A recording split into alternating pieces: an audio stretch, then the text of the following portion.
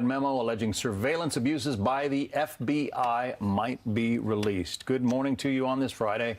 I'm John Scott. And I'm Julie Banderas. Republicans want this memo out. President Trump expected to clear it for release today. Then it is up to Congress to then make it public. But what is inside is highly controversial. House Intelligence Committee ranking member Adam Schiff accusing the chairman, Devin Nunes, of changing it before sending it to the president. Well, meantime, Kentucky Senator Rand Paul on America's Newsroom this morning said it is time to release this. Listen. The American public needs to see this because we need to know, was an entire investigation of a president based on an accusation from a campaign opposition research? If that's what we're basing an investigation on, and people are talking about on the Democrat side trying to topple a president over a campaign research, that's a big problem. Even James Comey weighing in, the former FBI director tweeting the following: American history shows that in the long run, weasels and liars never hold the field, so long as good people stand up. Not a lot of schools or streets named for Joe McCarthy. John Roberts is live at the White House with the very latest. John, there are a lot of opinions out there about what should happen with this memo. Yeah, there's no shortage of opinions in Washington. That's part of the charm of this place. We're just waiting to hear whether the memo and the accompanying letter, which states that the president has no objection to the declassification of this memo, will be transmitted to the House Permanent Select Committee on Intelligence. I checked with sources there a short time ago. They still have not received it, but we're told that it likely will be headed their way sometime in the next little while. The president, for his part, has been silent about this all week, with the exception of that open mic moment that he was caught on after the State of the Union address, saying 100% he wants to release that memo. But the president now, with the release of the memo being imminent, weighing in full-throated on Twitter, saying, quote, "The top leadership and investigators of the FBI and the Justice Department have politicized the sacred investigative process in favor of Democrats and against Republicans, something which would have been unthinkable just a short time ago. Rank and file are great people." The ranking Democrat on the House Intelligence Committee accuses the Republican Party and the White House of playing politics, releasing the memo simply to discredit the Russia investigation and tarnish the reputation of the FBI. Republicans in Congress and the White House insisting, no, this is about revealing bad actors and not attacking the FBI. We're going to hear from Adam Schiff first and then Kellyanne Conway. Listen here. Echelons here of the Justice Department and FBI. All Republican appointees here. So wants to release. This is designed to impugn the credibility of the FBI, to undermine the investigation, to give the president additional fodder to attack the investigation. The president has stated many times that he respects the rank and file of the FBI, the 25,000 men or women who do a great job there. This particular investigation has taken a lot of twists and turns, and it's led us to a few bad actors who had direct responsibility for an investigation about his political opponent and who are obviously biased against him. Kellyanne Conway speaking to us from the Republican retreat at the Greenbrier out there in West Virginia, where the president laid down the gauntlet to the Democrats on the Deferred Action for Childhood Arrivals program and immigration reform. The president tried to push ahead with a fix for DACA and enhancing border security, an end to chain migration, and an end to the visa diversity lottery program, saying that the Democrats here face a stark choice. Listen. The Democrats choose to filibuster a framework that includes a generous path to citizenship or something that is not fair. We are not going to approve it. We're just not going to approve it. So we'll either have something that's fair and equitable and good and secure, or we're going to have nothing at all. In that same speech, the president accusing Democrats of doing nothing to move the ball down the field on DACA, and that they'd better get with it because that deadline is looming March the 5th. I'm told by White House officials that there will be no agreement on DACA in place, or at least not expected to have one in place, by the time the government is scheduled to again run out of money. That'll be on the 8th of February, next Thursday. But that they should have text of legislation on the president's immigration proposal shortly after that. But then, Julie, it really is going to be a race. They've got literally just a little more than a month right now to get this done before those DACA protections expire. Julie? All right, John Roberts, thank you very much. John. Meantime, the Speaker of the House, Paul Ryan, discussing the memo yesterday. Listen. What this is not is an indictment on our institutions of our justice system. This memo is not an indictment of the FBI, of the Department of Justice, It does not impugn the Mueller investigation or the Deputy Attorney General. For more on this, Glenn Hall, the chief editor for Dow Jones Newswires. Let's cut through some of the chatter about this. Republicans have been anticipating this. Democrats are blasting the release of this memo. What do you think is the central issue here, Glenn? Yeah, getting lost in all of the politics around this is that there is an issue. There is a question about whether authorization to spy on American citizens was done the right way. And that's a very grave responsibility that is given to the FBI when it wants to take a look at issues related to domestic investigations that they're doing. And it shouldn't be taken lightly. It's not supposed to be easy to spy on Americans, is what you're saying. That's right. There's a very specific process. There need to be evidence and documents presented that should be based largely on the FBI's own investigations. We're told that it's pretty unusual for the FBI to use outside research like this opposition research that's been discussed here, that is at the core of all of this memo, to justify getting the authorization to spy on an American citizen. And that gets back to the Trump dossier, compiled in part by Fusion GPS and paid for in part by Hillary Clinton's campaign and the Democratic National Committee. Exactly right. And that's at the core of this. Is that the correct kind of documentation on which to base that authorization for domestic espionage? But I should be also clear that the Wall Street Journal political reporters have reported several times that that was not all that was presented as evidence in order to justify this this domestic surveillance. What about, I mean, there are some at the White House who have said that this thing is kind of being oversold, that Americans might read it and kind of shrug their shoulders and say, so what? That is exactly a possibility in all of this, and I've heard many Republicans also are calling for the underlying documentation to be brought forward, not just this memo. As you know, some of the FBI are concerned that the memo takes things out of context, and it should be clear, this is a Republican memo, and you know, there also is apparently a Democrat memo that some are calling to be released as well. But the question is, the underlying documents, what do they show in terms of whether the process to authorize domestic surveillance was done properly or not? So Democrats are saying that Republicans have sort of cherry-picked the FBI files to release this memo. What about the notion of releasing the Democrats' counterpart? Should that memo come out as well? It seems that the American people should have a right to understand whether this very serious responsibility given to authorizing domestic surveillance was done correctly. And at this point, there's been so much discussion without evidence and without actual underlying documentation that it's hard for anybody to know whether this is being handled appropriately. So I think there's going to be a need for more transparency as a result of all of this. And it does come back to the fact that the Republican-led Congress just passed the FISA 702 bill. So, you know, there was renewal of the FISA legislation before this very controversial FISA information is being released to the public. Yes, and underlying all of this, it should be made clear that it is Congress's responsibility to have oversight about how FISA operates and how these programs are conducted. So if Democrats and Republicans would take that responsibility together, that would be an appropriate response, I think. I want to read to you a quote from Kimberly Strassel, whom I'm sure you know, writes for the Wall Street Journal. Here's what she writes. The White House looks set to release the House Intelligence Committee memo on 2016 government surveillance abuses, which means the attacks on the document by Democrats, the Federal Bureau of Investigation, and the media are going to get wilder.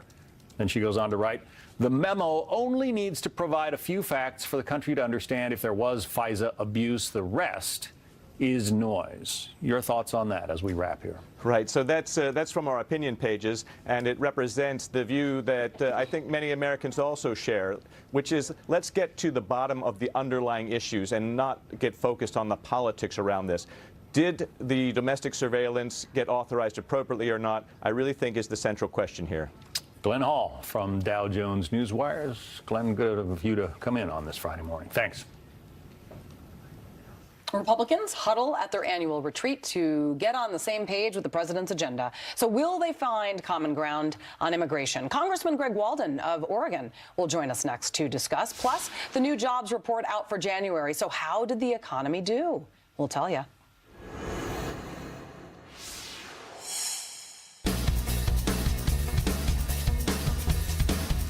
All right, well, the numbers are in for January, and the U.S. economy exceeded expectations. Employers added 200,000 jobs last month.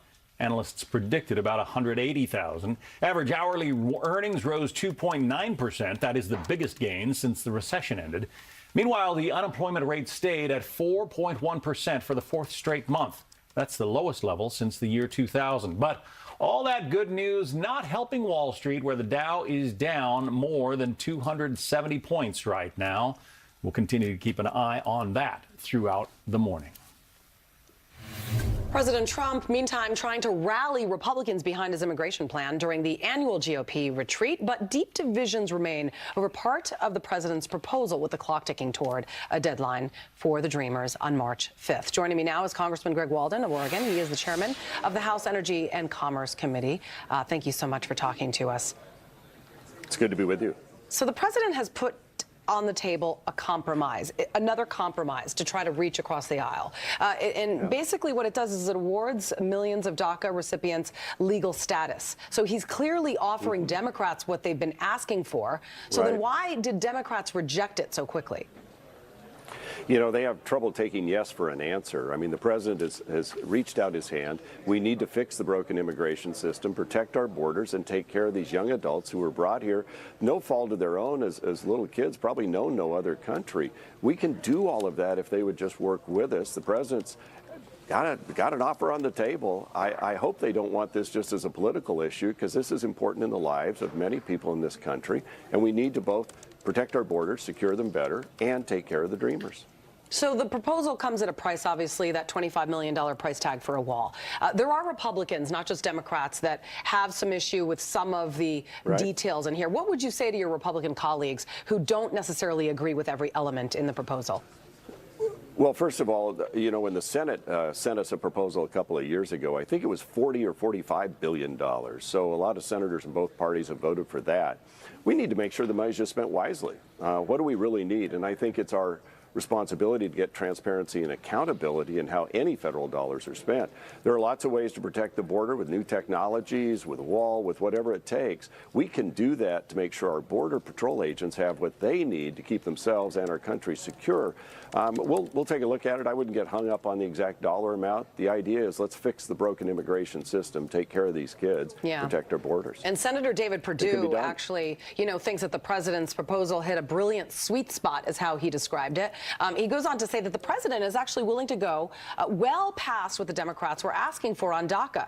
So the question is, how do Republicans work toward a solution if the Democrats continue to block a deal, and will there be compromise?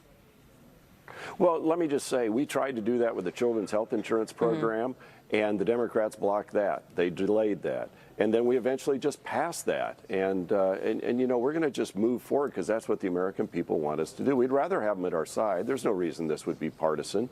And so let's work together. Let's get this done. We can do this, but we're not going to stand around and just be dragged around and delayed. We're not going to go through another Schumer shutdown. That accomplished nothing but, disenfranchising our federal workforce and the people they serve. Right. So let's be adults here. Let's get it done. Let's be adults. You're talking about Washington, but that is good positive thinking. I like the optimism. All right, so I want to talk about this memo because we are expecting potentially for this to be released any minute now. And this is obviously engulfing the GOP retreat. A lot of people complain about transparency. So then why not release the memo? I mean, that is the most transparent thing you could possibly do in this scenario. So then why would people argue against it? Why would the FBI not want it? Let me make 2 points. One, it's not engulfing the retreat. I've been at the retreat on the other side from where the press is all weekend. This has been a very minor topic. Most of us have read it. We know what's there. I don't think we should overblow what's there. I can't talk about the specifics because I've read it in a classified setting. I think it should be released, but understand it's one piece of probably a much larger mosaic of what went on. But I think the public should see it. I think when the Democrats' memo is properly vetted, they should see that too. I'm an old journalist. I believe in transparency transparency and accountability in government. And I think as long as there aren't any intelligence related, you don't want to get anybody in trouble on sources and all that. We want to protect that. But otherwise, they can redact that stuff and people get the essence of the memo. I found it troubling. I think it should be released. Yeah, and I mean, you know, if there were some minor changes to it, why not release both versions? I mean, bottom line is that when you don't release something, it then raises speculation. And if you've been watching media coverage, there's been a lot of speculation. Well, and let's start out by saying, unless you have classified status, you probably haven't seen the memo. And from what I'm told by the chairman of the Intelligence Committee, there were very minor technical changes and were done, I believe, in concert with the FBI and the Justice Department. So I think there's no there. I think the Democrats just want to drag this out and not make it available. I mean, I'm for more transparency in government. I guess they're not. Let's put it out there. But I think people should read it carefully in the context of everything else. And then we'll make decisions. It is troubling. All right. Congressman Greg Walden, great to see you. Thank you so much. It's good to be with you. Thank you. John? A Hollywood star's life tragically cut short. Are police any closer to solving the mysterious death of Natalie Wood more than 30 years after she drowned off the coast of Southern California? Plus, massive crowds expected in Minneapolis this weekend for, you know it, the Super Bowl. What authorities are doing to keep everyone safe. We can guarantee folks that come, though, will have a great day, a good time. It'll be a good game. And certainly what you've seen here today is all that we're doing to make sure that that happens.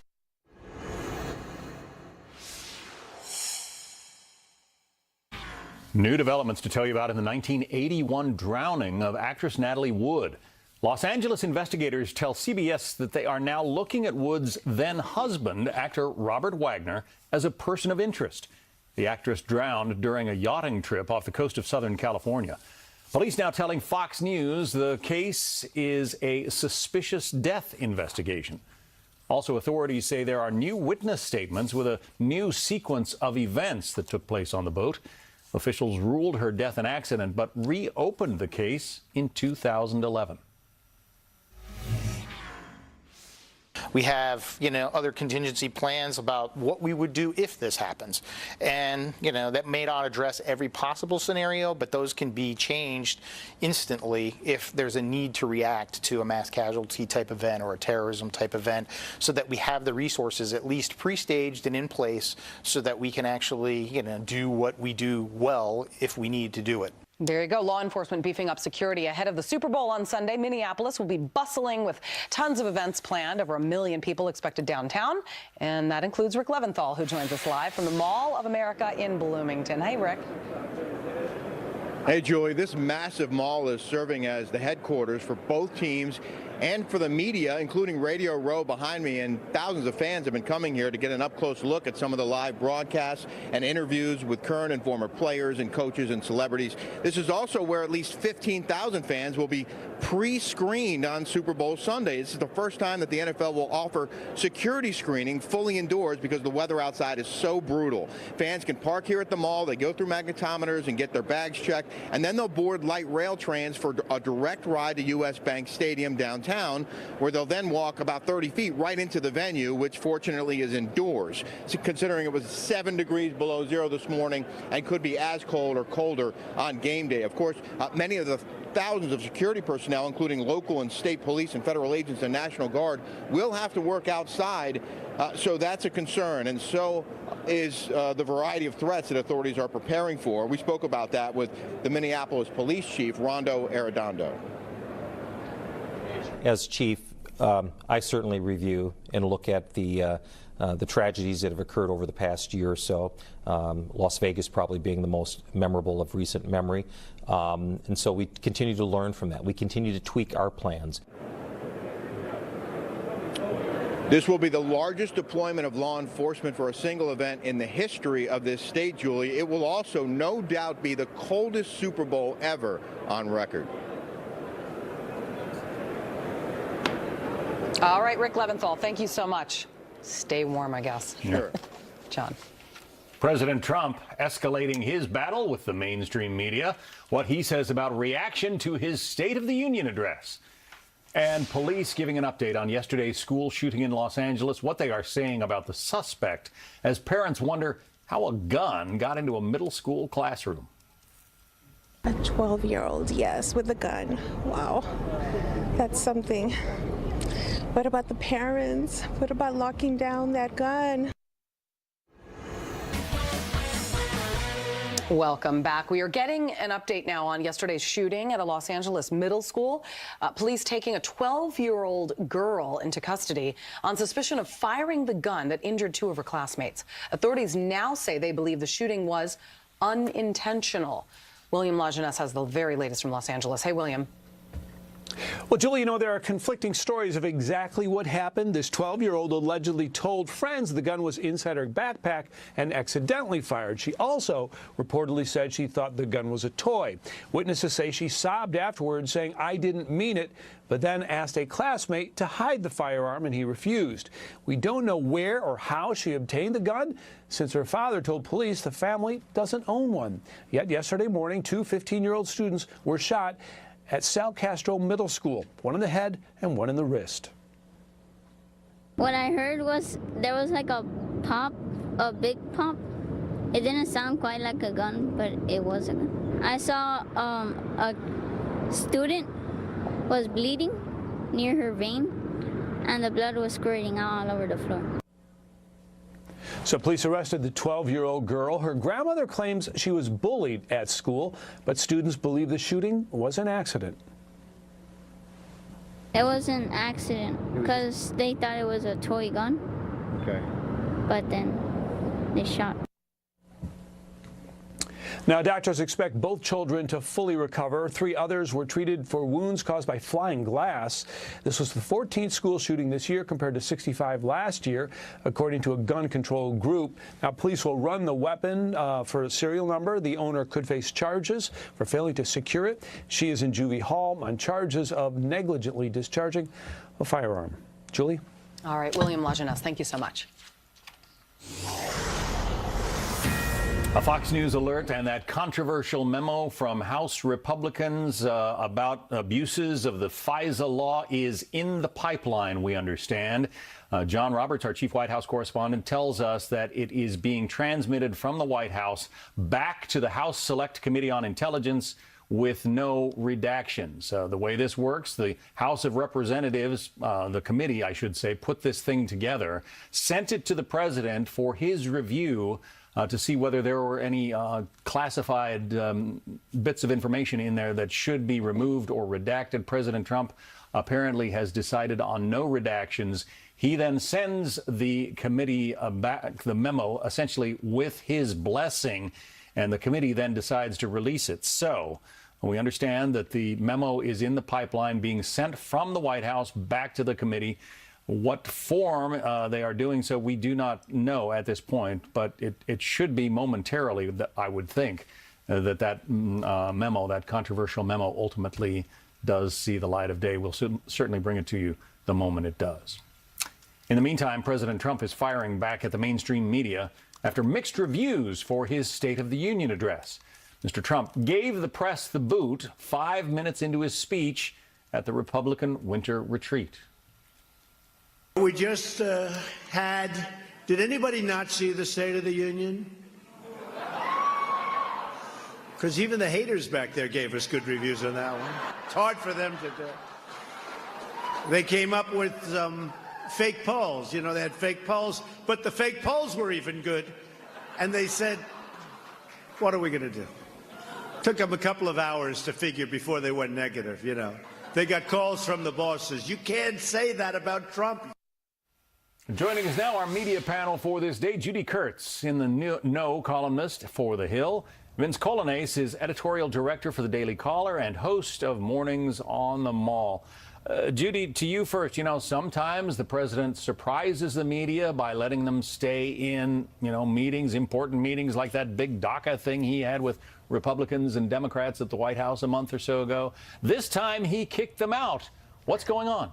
He's full of surprises, as you know, John, but file this one under Trump trolling the media 101. Listen, President Trump doesn't really believe that the network bosses called up their anchors and told them what to say, but he's disappointed in the coverage and that it maybe wasn't more effusive and that it didn't last as long as he might have liked. And so he's needling the media, maybe with a little embellishment in this case, but he's just picking at them after his State of the Union. But he did get some positive coverage, probably more, Vince, than he normally gets on some of these issues. Yes, he did. To Judy's point, it didn't take the network bosses calling the press in order to give a dour impression of what they saw. Only on ABC, for instance, they called it gloomy, divisive, sad at the State of the Union speech. Elsewhere, he was getting plaudits. I know that in the lead up to the State of the Union speech, if you check Twitter, which I recommend you don't ever, but if you do, there are reporters talking about don't call it presidential. He's going to sound presidential. Don't say it.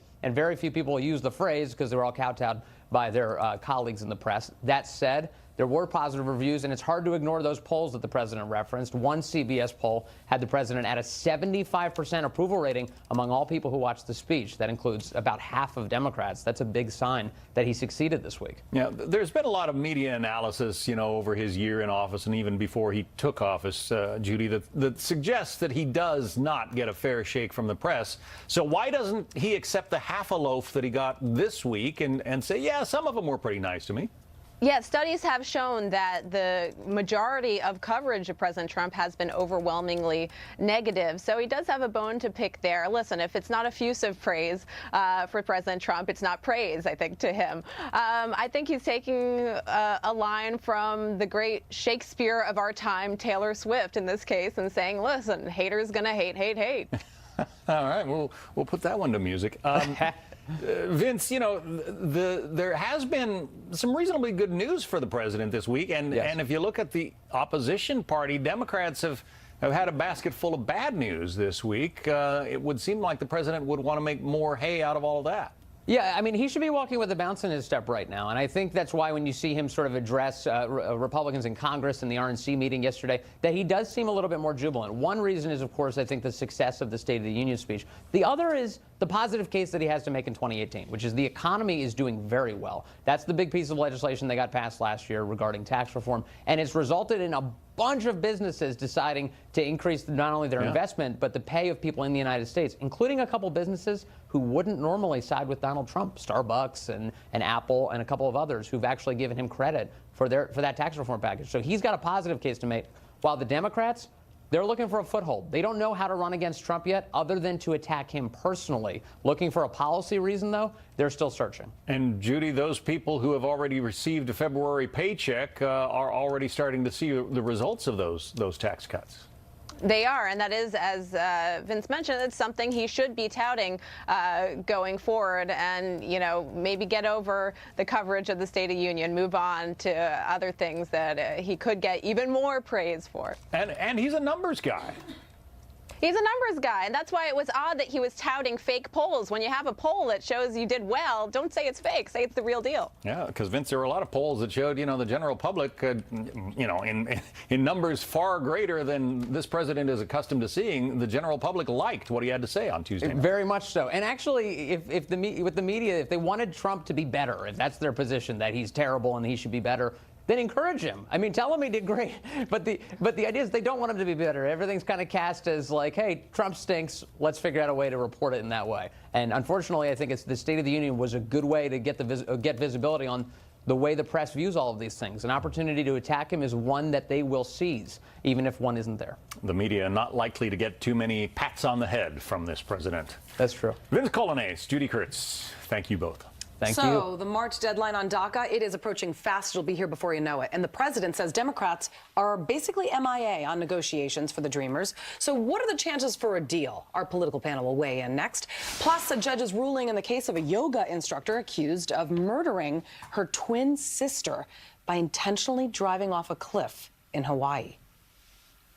Been an extremely emotional ordeal for her. You can imagine, I mean, you can't imagine losing your twin sister in that kind of a tragic, catastrophic accident and then being charged with the murder of your sister, which you didn't do. A judge has acquitted a Hawaii yoga instructor of murder in the 2016 death of her twin sister. This is a wild case. Alexandria Duval was driving with her sister in the passenger seat when their SUV plunged off a 200-foot cliff in Hawaii. Witnesses say they were arguing while the vehicle was going down the highway. The defense maintained the crash was an accident. We're very pleased with the acquittal, the not guilty verdict. It's been a long ordeal for my client. She's very relieved. The judge obviously considered the facts very carefully, and I think that the judge correctly picked up on the fact that the death was not caused by my client. It was her sister that caused the death by interfering with her driving to the point of pulling her hair. The prosecution expressing disappointment, arguing the evidence showed reckless behavior at the very least. President Trump accusing Democrats of dragging their feet on DACA after the administration laid out a proposal extending a path to citizenship to nearly 2 million undocumented immigrants in exchange for a border wall and funding, $25 billion in all, and also cuts to legal immigration. Now, Democrats slammed that plan right away. And according to the president, they are not calling the White House to negotiate a different one. Our immigration situation, I think it has a chance. You know, the Democrats are AWOL. They're missing in action. We're saying, where are they? We have a proposal. We never hear from them. Because I don't think they want to solve the DACA problem. I think they want to talk about it. I think they want to obstruct. You know, the name is Resist. That's the name of their movement. Resist. That's all they do is resist.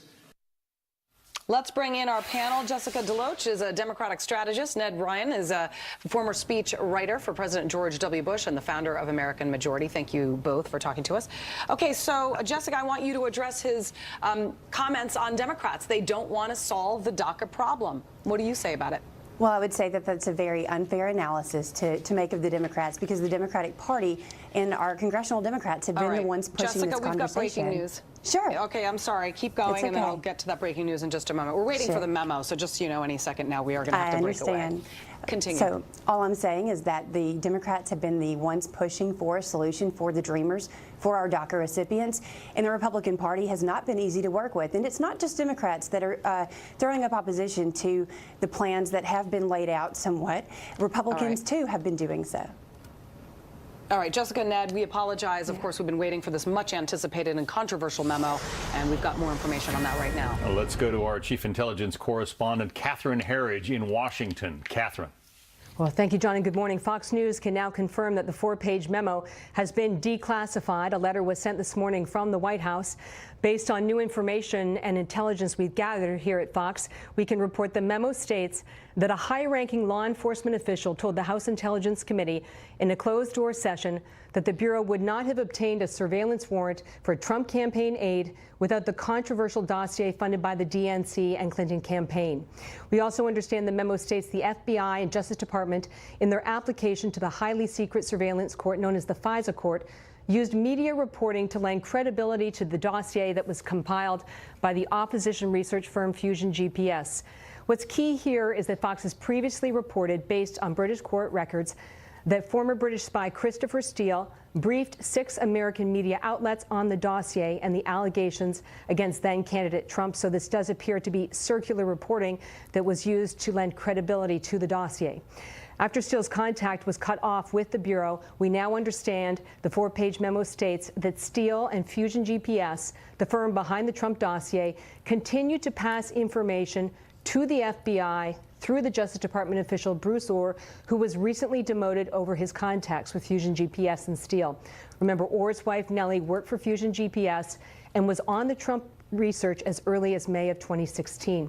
The Nellie Orr connection was revealed through banking records that were sought by the same committee. We are also told that there is evidence that Steele had a personal animus against then-candidate Trump. So those are the main highlights. The key thing for viewers this morning is that the memo has now been declassified, and that letter, that certification, has been sent by the White House to Capitol Hill. John. Catherine, we want to bring this to a wider office, wider viewership. So stand by there if you would. We're going to continue to cover the release of this FISA memo. Catherine, is bringing us some of the highlights. Again, this is a document that was compiled by Republicans on the House Committee on Intelligence. Democrats have their problems with what is being talked about in this memo, but we are about to get the first indications.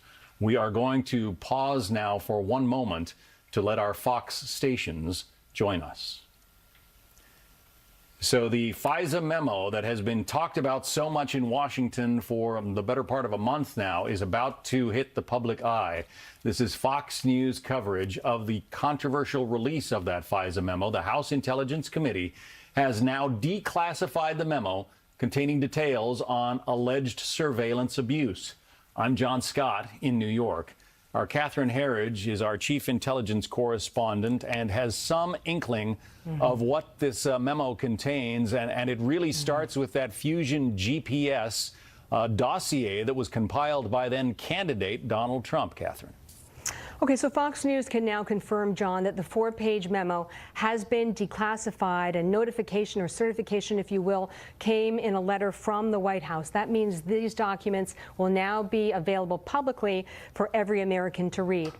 We understand, based on our reporting, that there are some key findings in this memo, and one has to do with this anti-Trump dossier and how it was used to obtain surveillance warrant during the 2016 campaign. We understand that a very senior law enforcement official at the FBI sought a surveillance warrant and told the committee, the House Intelligence Committee, it would not have been possible without the use of this dossier. That's important because the dossier was funded by the Clinton campaign as well as the DNC. We also understand, based on our reporting this morning, that this kind of information about the sourcing and the financing of the dossier was not shared with the Foreign Intelligence Surveillance Court that provides the ability of law enforcement to track the communications of American citizens. We also understand the FBI and Department of Justice relied in part on media reporting to lend credibility to the dossier. And the issue there is that the firm behind the dossier had been briefing reporters about a